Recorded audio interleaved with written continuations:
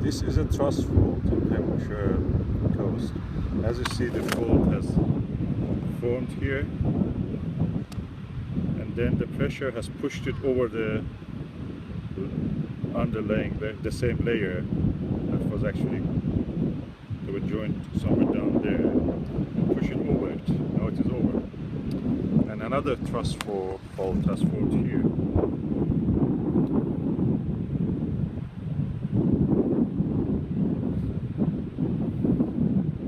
That's a hanging wall. And then this area, you can see the complexity of here. This triangular area. And then all the Pembrokeshire is this kind of thrust fault and faults. And this is one of the most common geological features. Thrust faulting is probably the most common geological feature. That's the reason we have hills in the Pembrokeshire and anywhere in the world that you see fault and faulting is because of this.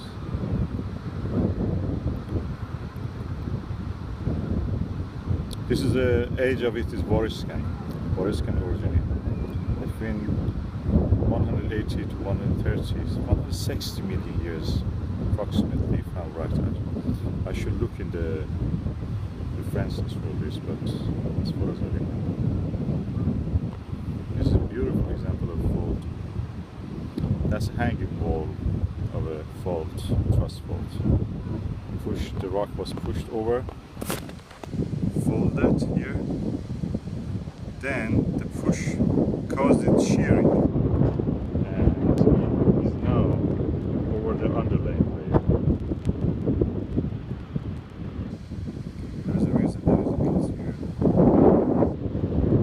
Everywhere you see faulting, definitely there is faulting and thrust faulting associated with it.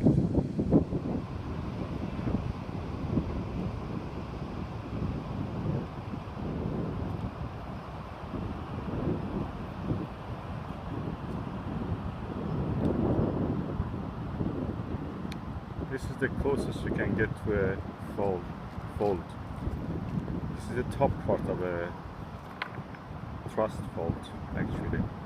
Anyway, when you have a fault, eventually it will cause shearing, and when the shearing happens, you will have thrust.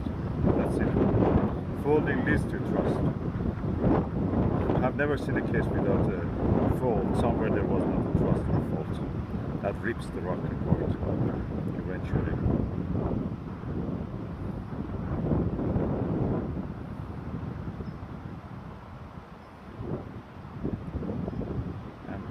A little bit further that way, on the beach, you can actually see a good example, probably the best example of the thrust fault in the world.